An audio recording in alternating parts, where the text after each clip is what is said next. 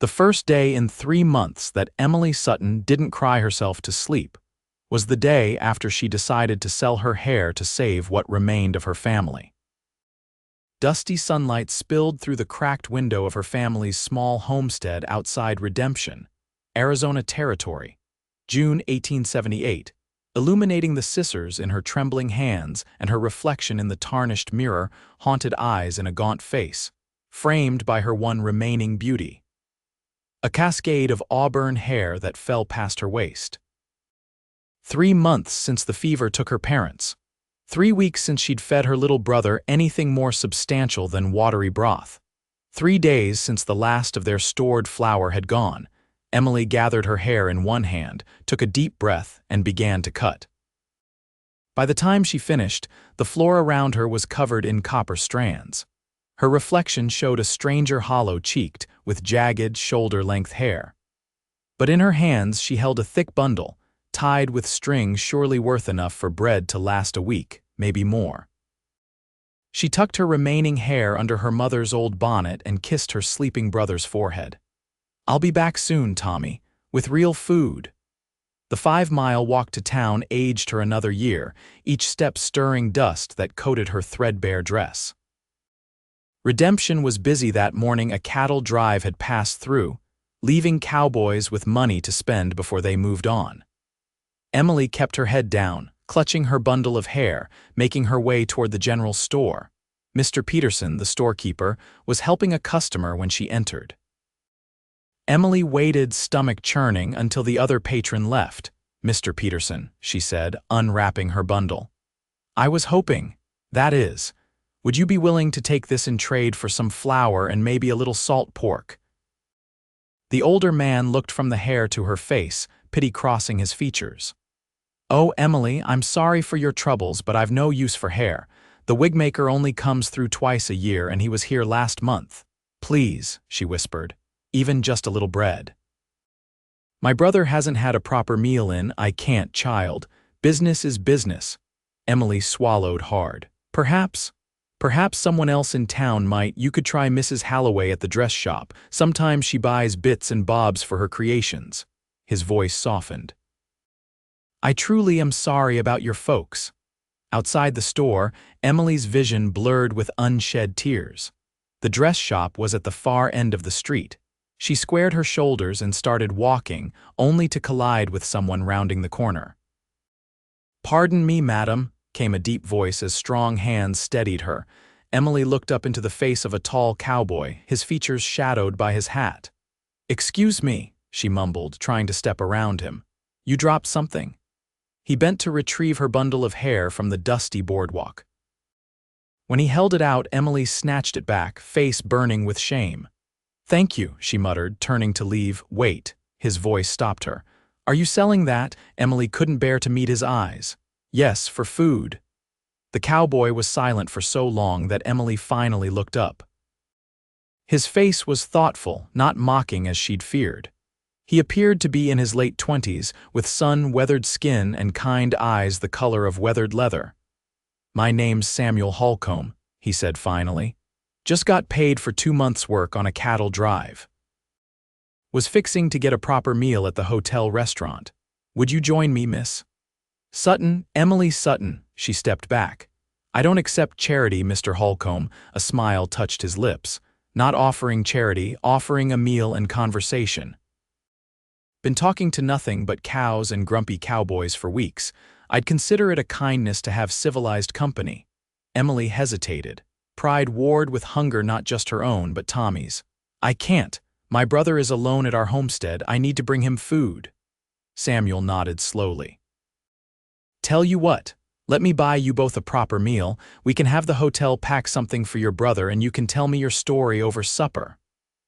"Why would you do that for a stranger?" His eyes crinkled at the corners. "Maybe I'm not as much a stranger as you think. I knew your father. Worked with him once, couple years back, breaking horses for the army. Good man, honest, heard he passed. Meant to pay my respects, but the trail took me north." Emily's resistance crumbled. "My brother is only 10, he hasn't had proper food in weeks." "Then it's settled." Samuel offered his arm. "Let's get you both fed." Samuel insisted on ordering every dish on the hotel restaurant's menu: fried chicken, beefsteak, mashed potatoes, cornbread, and apple pie. Emily tried to eat slowly to maintain some dignity, but the rich aromas made her light-headed with hunger. "Eat your fill," Samuel encouraged quietly. "No rush." Between bites, Emily found herself telling this kind stranger everything: how her father's horse had broken a leg in a gopher hole, how the medical bills from his injury had depleted their savings, how the fever had taken both parents within days of each other, leaving Emily to care for Tommy and the failing homestead alone. "I tried everything," she said, staring at her plate. "Sold the horse, the good furniture. I can shoot well enough to bring down rabbits, but game's been scarce. The garden failed from drought." She touched her shorn hair beneath the bonnet. "This was my last hope." Samuel listened without interruption, his expression grave. When the hotel staff brought a package of food for Tommy, enough for several days, he paid without comment. "Let me drive you home," he offered when they stepped outside. The sun was lowering toward the western horizon. "Too far to walk with all this." Emily hesitated but accepted. His wagon was modest but well-maintained, the horses healthy and alert. As they traveled, Samuel spoke of his own life: orphaned young, raised by an uncle who taught him to work cattle, drifting from ranch to ranch across the territories. "Never stayed anywhere long," he admitted. "Always figured there was something better over the next rise." And was there? Emily asked. He glanced at her, something unreadable in his expression. "Not yet, but I keep looking." Tommy's face, when they arrived at the homestead, lit up at the sight of real food. Samuel hung back, giving the siblings space for their reunion, but Tommy quickly drew him into conversation, peppering the cowboy with questions about cattle drives and gunfights. "Not many gunfights," Samuel corrected with a laugh. "Mostly just dust and hard work." When Tommy finally fell asleep, his belly full for the first time in weeks, Emily walked Samuel to his wagon.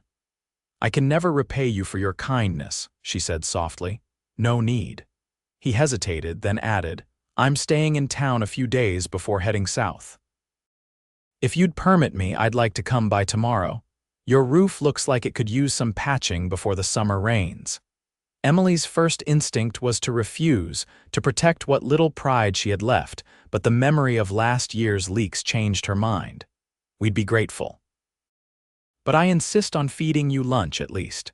Samuel's smile was warm in the gathering darkness. "It's a deal, Miss Sutton." True to his word, Samuel returned the next day with tools and supplies.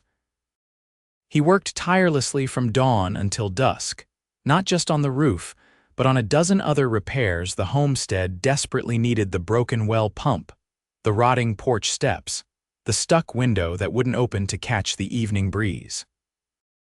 Emily insisted on working alongside him, her slender hands soon calloused but never hesitating. Tommy helped too, fetching tools and holding boards, his pale face gaining color in the fresh air and sunshine. One day stretched into 3, then a week. Each evening, Samuel returned to town, but each morning found him back at the Sutton homestead. Emily learned he'd taken odd jobs around Redemption to extend his stay, something she couldn't quite bring herself to examine too closely. "Why are you really helping us?" She asked him one evening as they watched the sunset from the newly repaired porch. Samuel was quiet for so long she thought he might not answer. "When I was Tommy's age, after my parents died, there was no one. My uncle did his duty, but," he shrugged, "I know what it is to be hungry and afraid. To feel like the whole world's turned its back." He looked at her then, really looked at her, and Emily felt something shift in her chest. "Your hair's growing back," he said softly. "It's pretty, catching the sunset like that." Emily's hand flew self-consciously to her uneven locks, now just brushing her shoulders. She'd stopped wearing the bonnet around him days ago. "It's a mess." "It's beautiful," he countered. "Like fire and gold." The compliment stained her cheeks red, but she didn't look away. That night, lying in bed, Emily acknowledged the truth she'd been avoiding. She was falling in love with Samuel Holcomb. a drifter who'd be gone with the next change in the wind, leaving her heart as barren as the homestead had been when he found her. In the morning, she was cooler toward him, keeping conversation practical, avoiding his gaze. If Samuel noticed the change, he said nothing, but his own manner grew more reserved. By midday, Tommy had had enough. "Why are you being mean to Samuel?" he demanded when the cowboy was out of earshot. "I'm not," Emily protested. "I'm being sensible. He's leaving soon, Tommy. Don't get too attached." "Like you have?" her brother asked with unexpected perception. Emily had no answer.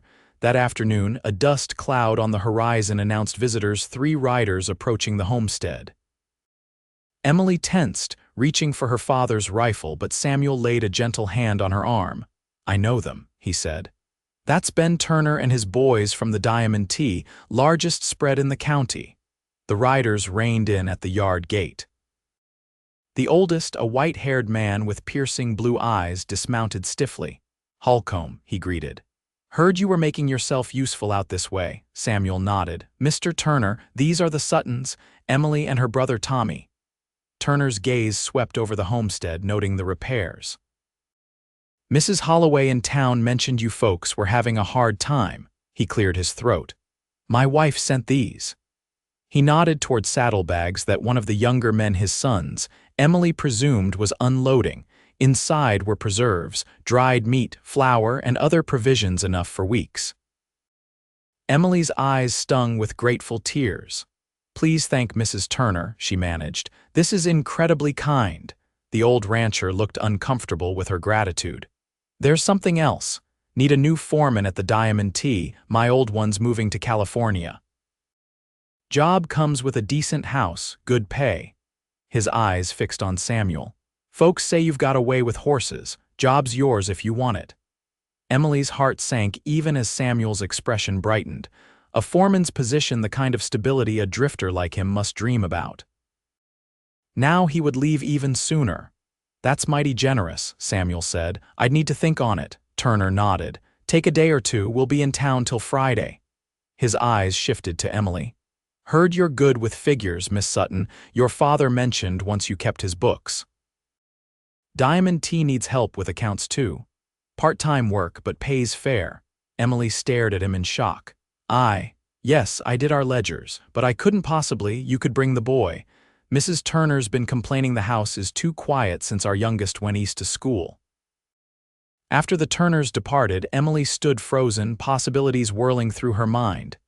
"Emily," Samuel said softly, "this could be the answer." "For you, perhaps," she replied, fighting to keep her voice steady. "Congratulations on the foreman position. You've earned it." He frowned. "I meant for all of us. You and Tommy need this as much as I do. We've managed before, we'll manage again." Samuel's expression hardened. "You were trying to sell your hair for bread when I met you. That's not managing, Emily. That's barely surviving." Her temper flared. "So now I'm a charity case. Another sad story for you to fix and then ride away from, feeling good about yourself." The moment the words left her mouth, she regretted them. Samuel's face went blank, shuddered. "I never saw you that way," he said quietly. "Not for a single moment." He walked away toward his wagon, and Emily felt panic rising in her throat. She'd ruined everything with her pride and fear. "Samuel, wait," she called. "I'm sorry, I didn't mean." He turned back, his expression softening. "I know you didn't. You're scared, so am I." "You." She couldn't imagine this confident man afraid of anything. "Terrified," he admitted. "Been drifting so long, not sure I remember how to stay put, but..." He took a deep breath. "I'd like to try if I had a reason." Emily's heart pounded against her ribs. "What kind of reason?" Samuel stepped closer, close enough that she could see the flecks of gold in his brown eyes. "The kind of reason that makes a man want to build something that lasts. A home, a future." His voice dropped to a near whisper. "A family, Samuel. I know it's fast," he interrupted. "Too fast. You barely know me, but I think sometimes life gives you chances and you have to be brave enough to take them." Emily thought about the bundle of hair she'd been willing to trade just for bread, about the feast Samuel had bought her instead. About the way he'd called her beloved when he thought she was sleeping, whispering it like a prayer as he'd tucked a blanket around her shoulders after she'd dozed off on the porch swing. "I've never been very brave," she admitted. "That's not true." Samuel's hand found hers, warm and calloused. "Cutting your hair to feed your brother, facing each day after losing your parents. You're the bravest person I know, Emily Sutton." Tommy appeared in the doorway, watching them with hopeful eyes. "What if we all went to the Diamond Tea?" he suggested. "Samuel could be foreman, Emily could do the books, and I could help Mrs. Turner not be lonely." Samuel laughed. "Wise beyond your years, aren't you?" Emily looked between them, the brother who was her whole world and the man who'd walked into their lives and changed everything. "It wouldn't be easy," she said slowly. "People would talk, a single woman living near an unmarried man." "Then we'll have to do something about that," Samuel said, his eyes never leaving hers. "If you're willing," her breath caught. "Are you asking what I think you're asking?" "Not yet," he answered honestly. "It's too soon. But I'm asking if you'd be open to the possibility, to giving us time to see if what I'm feeling, what I hope you're feeling too, is real enough, strong enough to build a life on." Emily looked around at the homestead, her parents' dream, now repaired by Samuel's hands. It would always be a part of her, but perhaps it wasn't where her future lay. "Yes," she said finally. "I'm open to the possibility." Samuel's smile was brighter than the Arizona sun. They were married 4 months later, after a proper courtship that set tongues wagging throughout Redemption County, not for scandal, but for its sweet, old-fashioned nature. Samuel rode to the Diamond Tea each day to work, returning each evening to the Sutton homestead, where Emily and Tommy remained until the wedding. Ben Turner gave the bride away in the absence of her father. Mrs. Turner wept happy tears and fussed over Emily's dress made by Mrs. Halloway, who had indeed found a use for Emily's shorn hair, weaving it into delicate embroidery on the bodice. "So a part of your parents will walk you down the aisle," she'd said. The foreman's house at the Diamond Tea was larger than Emily had imagined, 4 proper rooms, with a kitchen garden already planted by Mrs. Turner as a wedding gift. Tommy had his own bedroom for the first time in his life and took to ranch life with enthusiasm, trailing after the hands and learning to ride properly. Emily's accounting work expanded beyond the Diamond Tea as other ranchers discovered her skill with numbers. Samuel's reputation as a horseman grew, drawing buyers from as far as California to see the stock he bred and trained. Their first daughter was born a year after their wedding, a tiny, fierce thing with a cap of dark hair and her father's eyes. "What shall we name her?" Samuel asked, cradling the infant with awe. Emily smiled tiredly. "Hope," she suggested, "for what found us both when we needed it most." "Hope," Samuel agreed. He brushed Emily's hair, now grown past her shoulders, again away from her face. "My beloved," he whispered, no longer just in secret. 5 years after Emily tried to trade her hair for bread, the Holcomb family gathered around their table at the Diamond Tea. Samuel and Emily. Tommy, now 15 and apprenticing with the ranch's blacksmith. Hope running circles around her 3-year-old brother James, and baby Catherine sleeping in her cradle nearby. "Remember when we met?" Samuel asked as they cleared dishes from Sunday dinner. Emily touched her hair, now fully restored to its former glory, and twisted into a practical braid. "How could I forget? I was half-starved and desperate." "And beautiful," Samuel insisted. "The moment I saw you clutching that bundle of hair like it was your last hope in the world, I knew." "Knew what?" Emily asked, though after 5 years of marriage she thought she knew the answer. "That I'd found what I'd been searching for over all those rises." He pulled her into his arms. "My home." Outside, the Arizona sunset painted the sky in shades of copper and gold. Colors echoed in Emily's hair as Samuel's fingers gently loosened her braid. In the distance, cattle lowed softly, and the Diamond Tea hands sang around their evening fire.